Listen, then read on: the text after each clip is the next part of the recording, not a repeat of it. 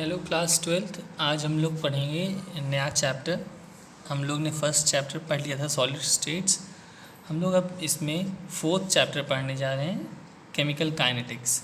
देखिए, chemical kinetics जो word है, ये जो टर्म केमिकल काइनेटिक्स जो चैप्टर है, ये फिज़िकल केमिस्ट्री का पार्ट है। इसमें आप ये जो वर्ड केमिकल काइनेटिक्स है, ये डिराइव हुआ है ग्रीक वर्ड काइनेसिस से, जिसका मतलब होता है मीनिंग, जिसका मतलब है मूवमेंट। अब यहाँ पे मूवमेंट का मतलब हम बात करेंगे तो जो भी पार्टिकल्स हैं वो रिएक्टिंग स्पीशीज़ के जो पार्टिकल्स हैं वो एक्चुअली मूव करते रहते हैं from one place to another, जिसकी वजह से उनका रिएक्शन मैकेनिज़्म वो बढ़ता रहता है, वो चेंज होता रहता है। तो ये जो रिएक्शन मैकेनिज़्म है वो चेंज होता है due to the presence of concentration, temperature, pressure, catalyst, इन सब की वजह से रेट ऑफ रिएक्शन बदलता है। तो यहाँ पे बेसिकली हम लोग रेट ऑफ रिएक्शन की बात करेंगे। तो रेट ऑफ रिएक्शन हम बात करते हैं तो रेट ऑफ रिएक्शन होता क्या है, यहाँ मैंने आपको दिखा रखा है एक फॉर्मूला रेट ऑफ रिएक्शन का कि रेट ऑफ रिएक्शन क्या है। Rate of reaction chemical reaction is change in concentration with in the time taken. मतलब जब कोई भी रिएक्टेंट प्रोडक्ट में बदलता है तो वो क्या करता है, उसका कंसंट्रेशन बदलता है। तो जब कंसंट्रेशन बदलता है तो कंसंट्रेशन बदलते समय वो कितना समय ले रहा है, वो कितना टाइम ले रहा है, उसी को हम लोग रेट ऑफ रिएक्शन बोलते हैं। आइए इसका फॉर्म, अगर हम लोग इसका डेफिनेशन पढ़ना चाहेंगे तो रेट ऑफ रिएक्शन डेफिनेशन होता है the change in molar concentration of species taking part in a reaction per unit time. आप सब लिख सकते हैं। डेफिनेशन दोबारा हम बोल देते हैं, the rate of chemical reaction is the change in the molar concentration of the species taking part in a reaction per unit time। ये हमारा रेट ऑफ केमिकल रिएक्शन की डेफिनेशन होती है। और अगर आपको डायरेक्टली देखना है तो आप यहाँ से देख सकते हो, रेट ऑफ केमिकल रिएक्शन का मतलब होता है change in concentration upon total time taken. अब ये जो रिएक्शंस होते हैं, ये रिएक्शंस आपके स्लो भी हो सकते हैं, फास्ट भी हो सकते हैं, इंस्टेंटेनियस भी हो सकते हैं। मतलब जो रिएक्शन है हमारा, वो रिएक्शन या तो बहुत स्लो हो, या तो बहुत फास्ट हो, या तो इंस्टेंटेनियस हो। अब इन तीनों की बात करते हैं हम लोग। सबसे पहले बात करते हैं हम लोग इंस्टेंटेनियस रिएक्शन की। इंस्टेंटेनियस रिएक्शन होते क्या है? इंस्टेंटेनियस रिएक्शन की बात करेंगे, इंस्टेंटेनियस रिएक्शन की बात करेंगे हम लोग। तो इंस्टेंटेनियस रिएक्शंस वो रिएक्शंस होते हैं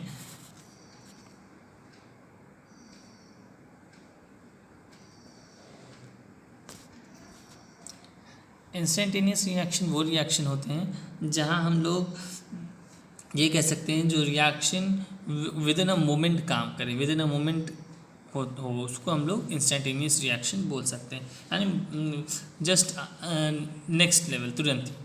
जैसे मैंने एग्जांपल की बात करेंगे तो एग्जांपल में हम कह सकते हैं, जैसे अगर हम AgNO3 जो सोल्यूशन है, मैंने सोडियम क्लोराइड के सोल्यूशन के साथ मिक्स किया, तो ये जैसे ही मिक्स होगा, ये with in a second, with in a minute, कुछ समय ना लेते हुए ये AgCl में फॉर्म हो जाएगा, वो प्रेसिपिटेट बना देगा AgCl का। हम आपको दिखा सकते हैं, अगर हम आपको बताते हैं, जैसे मैंने कहा कि AgNO3 सिल्वर नाइट्रेट करता है आपका NaCl से, तो ये क्या करेगा, तुरंत AgCl फॉर्म कर देगा। AgCl जो फॉर्म करेगा ये प्रेसिपिटेट बनेगा within taking no time, बहुत कम समय में ये अपना प्रेसिपिटेट फॉर्म कर लेगा। तो ये क्या है, ये आपका इंस्टेंटेनियस रिएक्शन, इंस्टेंटली रिएक्शन करेगा। जैसे अगर हम बात करते हैं कि ये जो इवेपोरेशन प्रोसेस है, जो हम लोग देखते हैं इवेपोरेशन हो रहा है, ये भी स्पॉन्टेनियस है, क्योंकि सिंस ये याद रखिएगा, जो भी रिएक्शन है स्पॉन्टेनियस रिएक्शन कभी भी मे नॉट बी फास्ट, ये कभी भी फास्ट नहीं रिएक्शन हो सकता, ये स्लो प्रोसेस होता है। ये क्योंकि नेचर में जो इवेपोरेशन वो डेली हो रहा है, विद इन आपका हर एक मोमेंट पे इवेपोरेशन हो रहा है। क्या आप देख सकते हो, वो स्लो प्रोसेस है, वो फास्ट प्रोसेस नहीं होगा। ठीक है, नेक्स्ट बात करते हैं हम लोग फास्ट रिएक्शन की। फास्ट रिएक्शन का मतलब होता है ऐसी रिएक्शंस जो विद इन अ सेकेंड काम करें, वो बहुत जल्दी जो रिएक्शन हो जाए, उनको हम लोग फास्ट रिएक्शन बोलते हैं। जैसे आपने उसको मिलाया नहीं, वो रिएक्शन प्रोसीड करने लगा, इसको हम लोग फास्ट रिएक्शन बोलेंगे। नाउ स्लो रिएक्शन, या हम लोग एक्सट्रीमली स्लो रिएक्शन बोलेंगे। ऐसे रिएक्शंस जो बहुत धीरे हों, जैसे जो 1 दिन 2 दिन या 1 हफ्ते या 1 महीने, ऐसे रिएक्शंस जो कई दिनों तक चलते रहे, उसका जो प्रोडक्ट बने वो काफ़ी दिन बाद मिले आपको, उसे हम लोग स्लो रिएक्शंस बोलते हैं। जैसे अब बात करेंगे, जैसे एग्जाम्पल लेते हैं फर्मेंटेशन ऑफ शुगर। जो शुगर को अगर आप ईस्ट के बिजनेस में आप उसको सड़ाते हो या आप उसको फर्मेंट करते हो, तो वो करीबन 1 मंथ लेता है, 1 महीने बाद वो फॉर्म करता है। सिमिलरली रस्टिंग ऑफ आयरन, अगर रस्टिंग ऑफ आयरन लोहे में जंग लगना, वो आज अगर आपने देखा कि लोहे में जंग लग रहा है, तो हो सकता है वो 1 साल तक वो लोहा सड़ता रहेगा, पर आप ये नहीं कर देखोगे कि वो आज किया आपने, कल वो रस्टिंग हो गई, नहीं, वो 1 साल तक वो चलता रहेगा। सिमिलरली जो कोल एंड पेट्रोलियम हम लोग वाटर ज़मीन के अर्थ क्रस्ट से निकालते हैं, वो भी आपका लॉन्ग टाइम प्रोसेस है। तो ये सारे जो लॉन्ग टाइम प्रोसेस हैं, ये स्लो रिएक्शंस में आते हैं। नेक्स्ट बात करते हैं हम लोग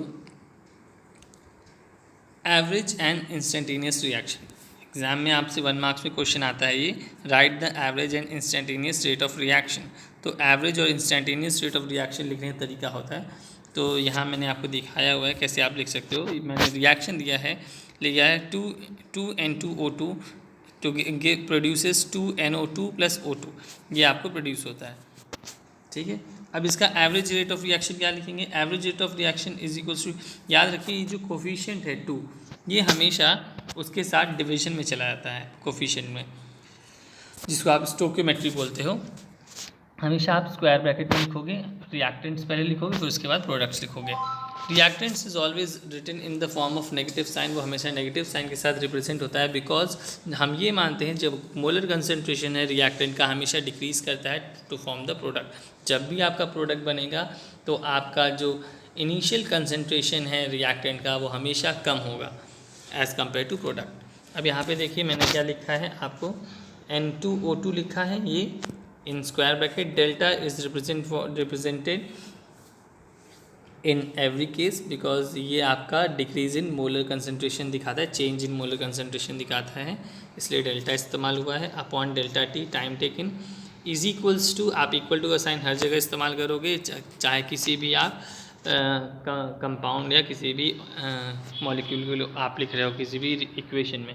तो N2O2 delta N2O2 upon delta T equals to, यहाँ 2 था, वो यहाँ जो 2 था वो हाफ में चला गया, आप देख सकते हो माइनस साइन लगेगा क्योंकि ये रिएक्टेंट का है, ठीक।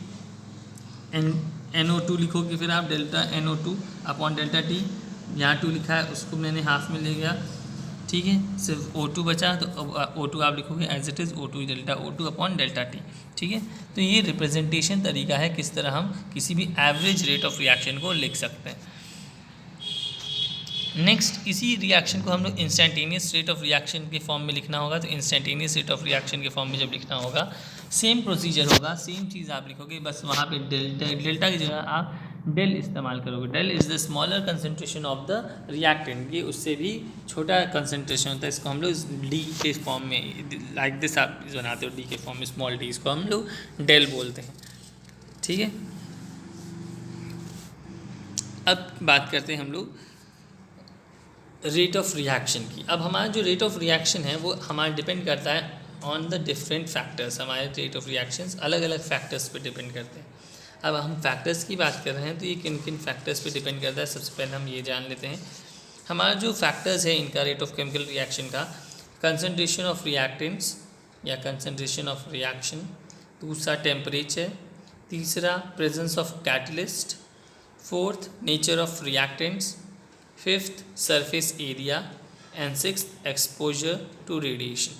बेसिकली आपको याद रखना है ये मैक्सिमम इन सारे फैक्टर्स पे डिपेंड करते हैं। पहला हमारा जो हमने आपको बताया कंसनट्रेशन ऑफ रिएक्टेंट्स, दूसरा टेम्परेचर, तीसरा presence of catalyst, fourth nature of reactants, fifth surface area, sixth exposure to radiations. तो हम बात करेंगे कंसनट्रेशन ऑफ रिएक्टेंट्स की। कंसनट्रेशन ऑफ रिएक्टेंट्स की बात करेंगे जब, तो आप यहाँ ये देख सकते हो कंसनट्रेशन ऑफ रिएक्टेंट्स में कि जो रिएक्शन है आपका वो कैसे काम कर रहा है। अब देखिए आप अगर देखोगे कंसनट्रेशन इंक्रीज़ हो रहा है रिएक्टेंट का ज़्यादा से ज़्यादा प्रोडक्ट को पाने के लिए, हमेशा काम होता है हमारा कि आप मिनिमम सब्सटेंस दो और आपको मैक्सिमम रिजल्ट मिले। तो यहाँ पे भी यही होता है, रेट ऑफ रिएक्शन अगर आप बढ़ा दोगे, याद रखिए, यहाँ देखिए, if you increase the rate of reaction, अगर आप रेट ऑफ रिएक्शन बढ़ा दोगे तो concentration of reactant will also increase, जो कंसंट्रेशन है रिएक्टेंट्स का वो भी आपको बढ़ जाएगा, यानी जो आपको प्रोडक्ट मिलेगा वो भी आपको ज़्यादा फॉर्म में मिलेगा। तो इसीलिए हम लोग कंसंट्रेशन ऑफ रिएक्टेंट्स में देखते हैं, जितना रेट ऑफ रिएक्शन बढ़ेगा उतना कंसंट्रेशन भी मेरा बढ़ता जाएगा। नेक्स्ट होता है मेरा टेम्परेचर। अब टेम्परेचर की बात करेंगे। टेम्परेचर में आप क्या देख सकते हो, टेम्परेचर में क्या होता है, अब आप अगर कोई भी सब्सटेंस हीट करते हो, मैंने कहा कोई सब्सटेंस हीट कर रहे हो तो आप लोअर टेम्परेचर आप देते हो, तो लोअर टेम्परेचर दे रहे हो तो वो उसका जो रेट ऑफ रिएक्शन है वो स्लो होगा। भाई जितना कम टेम्परेचर उतना स्लो रिएक्शन, और जितना ज़्यादा आप टेम्परेचर बढ़ाओगे उतना ही रिएक्शन क्या होगा, फास्टर प्रोसीड होगा। तो अगर आप टेम्परेचर बढ़ाओगे तो रिएक्शन भी प्रोसीड करेगा। That is on increasing the temperature the rate of reaction also increases, reaction becomes faster, और रिएक्शन उतनी ही जल्दी रिएक्शन को प्रोसीड करता है। Presence of catalyst, presence of catalyst is the important term. Catalyst आप सभी लोग जानते हो, कैटलिस्ट क्या होते हैं, आप 11th में पढ़ चुके हो। कैटलिस्ट क्या करते हैं, हमारे रेट ऑफ रिएक्शन को अल्टर करते हैं, चेंज करते हैं। कैटलिस्ट का काम क्या होता है, जैसे मैंने कहा आप दो फ्रेंड्स हो, आप दो दोस्त हो, तो दो दोस्तों के बीच में अगर कोई तीसरा पर्सन आके उसमें दरार डालेगा तो वो कैटलिस्ट की तरह काम करेगा, यानी या तो उस दोस्ती को कंटिन्यू कराएगा या तो वो वहीं पे उसको तोड़ देगा, उनको अलग अलग कर देगा। तो ये क्या है, ये कैटलिस्ट क्या कर रहा है, उन रेट ऑफ रिएक्शन को तो प्रोसीड करा सकता है या ख़त्म कर जा सकता है, बट उसका इन्वॉल्वमेंट जो होगा वो रिएक्शन के साथ नहीं आएगा कभी भी। मैंने कहा अगर मान लो आयरन एज अ कैटलिस्ट इस्तेमाल कर रहा है कोई रिएक्शन में, तो प्रोडक्ट में वो कैटलिस्ट अपना कोई कुछ नहीं देगा, अपना फॉर्मेशन नहीं करेगा प्रोडक्ट में, वो एज केवल क्या करे, रिएक्शन को अल्टर करेगा या रेट ऑफ रिएक्शन को चेंज करेगा। ठीक है, तो यहाँ पे देखिए कैटलिस्ट क्या करता है, it makes the reaction either fast और स्लो, या तो रिएक्शन को वो फास्ट कर देगा या तो रिएक्शन को वो स्लो कर देगा। तो ये होते हैं, इसी को हम लोग कहते हैं रेट ऑफ हम लोग बोलते हैं प्रेजेंस ऑफ कैटलिस्ट के बारे में। कैटलिस्ट के बारे के बाद बात करते हैं हम लोग सरफेस एरिया या nature of reactants. Nature of reactants की बात करते हैं, तो कैसा रिएक्टेंट आप इस्तेमाल कर रहे हो किसी भी रेट ऑफ रिएक्शन में। अगर मान लिया कि मेरा रिएक्टेंट जो है वो पहले से ही वीक है, तो वो रिएक्शन को प्रोसीड ही नहीं करेगा ज़्यादा, यानी वो रिएक्शन तो होगा पर वो स्लो रिएक्शन होगा, बहुत स्लो होगा, वो प्रोसीड नहीं कर पाएगा जल्दी। तो ये हमारे रिएक्टेंट के ऊपर डिपेंड करता है कैसा आप रिएक्टेंट लेते हो। नेक्स्ट होता है मेरा सरफेस एरिया। सरफेस एरिया के रिस्पेक्ट में क्या करेंगे, समझेंगे what is do mean surface area.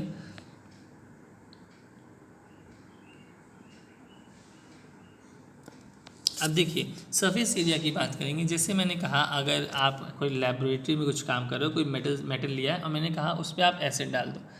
अब आप मेटल लियो, मेटल का बहुत बड़ा मेटल है, अब उस मेटल का स्मॉल पार्ट लोगे, आप स्मॉल पार्ट पे एसिड डालोगे तो वो स्मॉल पार्ट को कैरी करके रिएक्शन प्रोसीड करेगा, यानी बस उस स्मॉल पार्ट पे ही वो रिएक्शन होगा, होल मेटल तो पार्टिसिपेट नहीं करेगा।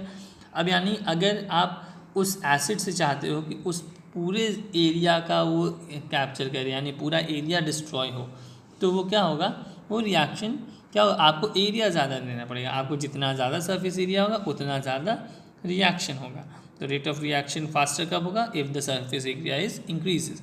फॉर एग्जांपल अगर हम बात करते हैं जिंक ग्रैनुल्स हैं, अगर जिंक ग्रैनुल्स में हम एसिड डालते हैं, डाइल्यूट एसिड या सल्फ्यूरिक एसिड जो भी डालते हो आप, तो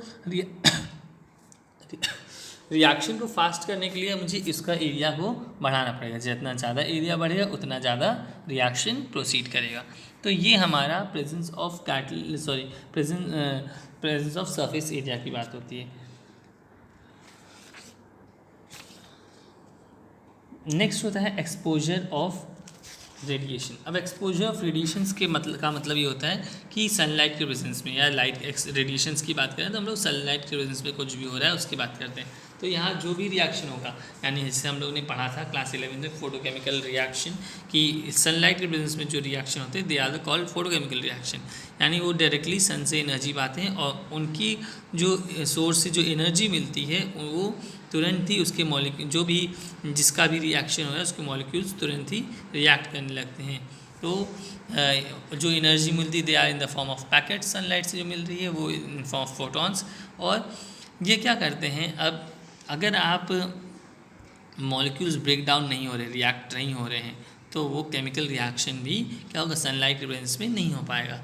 दैट मीन्स जितने ज़्यादा फोटोकेमिकल रिएक्शन होगा सन के प्रेजेंस में उतना ही रिएक्शन प्रोसीड करेगा, otherwise reaction will not be proceeded.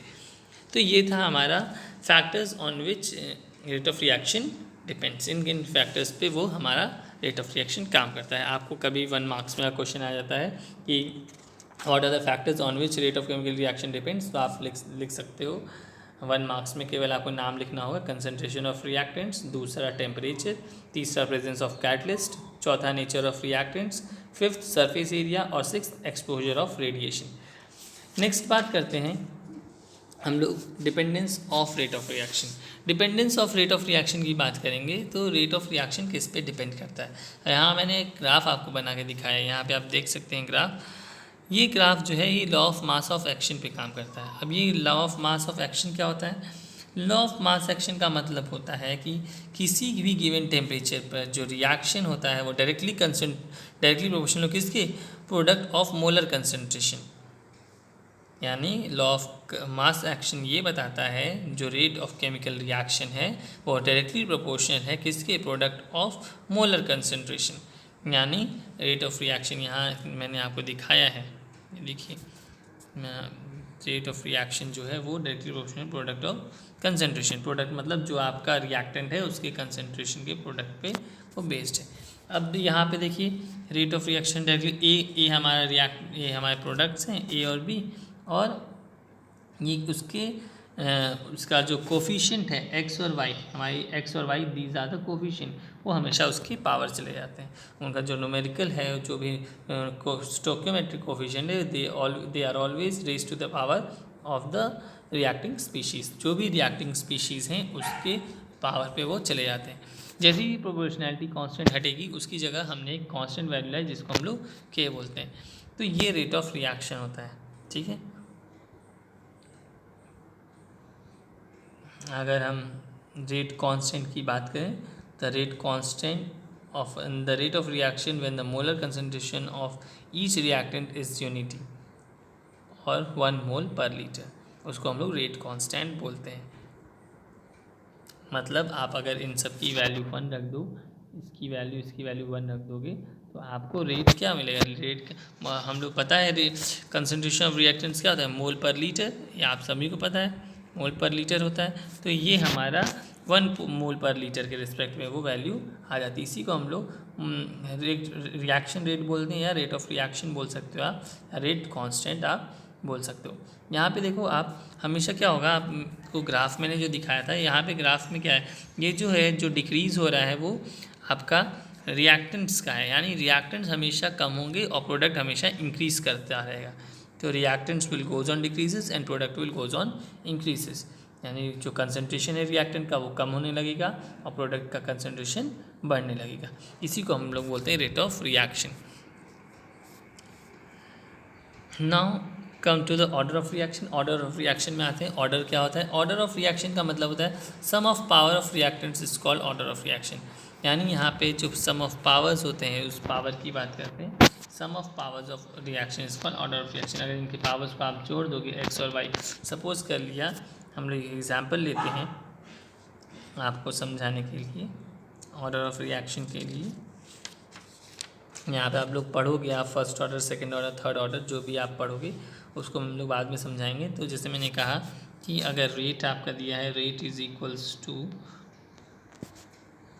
के ए की पावर एक्स बी की पावर वाई, तो आपको क्या मिला, आपको ऑर्डर क्या मिला, order is equals to X plus Y. अब ये ऑर्डर एक्स प्लस वाई कर रहे हो तो आपको चाहे 1 2 3 4 जो भी आएगा वो आप उसको बाद में बताओगे कि first order, second order, third order वो कैसे है, क्योंकि ऑर्डर्स हमारे डिफरेंट फर्स्ट होते हैं। पहला होता है ज़ीरो ऑर्डर रिएक्शन, दूसरा होता है फर्स्ट ऑर्डर, सेकंड ऑर्डर और थर्ड ऑर्डर रिएक्शन भी आपका होता है। तो इस तरह हम लोग ऑर्डर ऑफ रिएक्शन भी बता सकते हैं। आपको 1 मार्क्स क्वेश्चन आएगा कभी लिखने के लिए, what is the order of the reaction. एक रिएक्शन आपको दिया रहेगा और उस रिएक्शन का ऑर्डर आपको बताना रहेगा। तो आप उसकी जो भी रिएक्शन है, उस ऑर्डर जो भी रिएक्टेंट्स होगा आप रिएक्शन जो भी रिएक्टेंट्स होंगे उसके जो पावर्स होंगे आप उसको सम अप कर दोगे, तो उससे आप बता सकते हो this is the order of the reaction. ठीक है, तो अगर डेफिनेशन लिखना होगा ऑर्डर ऑफ रिएक्शन का, तो order of reaction definition sum of power of the reactant is called order of reaction. ठीक है, तो इसके बाद हम लोग डिस्कस करेंगे ज़ीरो ऑर्डर, फर्स्ट ऑर्डर और सेकंड ऑर्डर और थर्ड ऑर्डर किस तरह हम लोग कैलकुलेट करते हैं। इसके बाद आपका ज़ीरो ऑर्डर और फर्स्ट ऑर्डर का प्रूविंग होगा, उस पर बेस्ड न्यूमेरिकल्स आते हैं, फिर उसके बाद हम लोग हाफ लाइफ पीरियड पढ़ेंगे। ठीक है, इतना आपको समझ में आया। अगर इसके बीच में आपको कोई भी प्रॉब्लम आ रही हो तो आप उसके लिए क्वेश्चंस आप पूछ सकते हैं। If you feeling that you are having a problem between this lecture, then you can ask the question.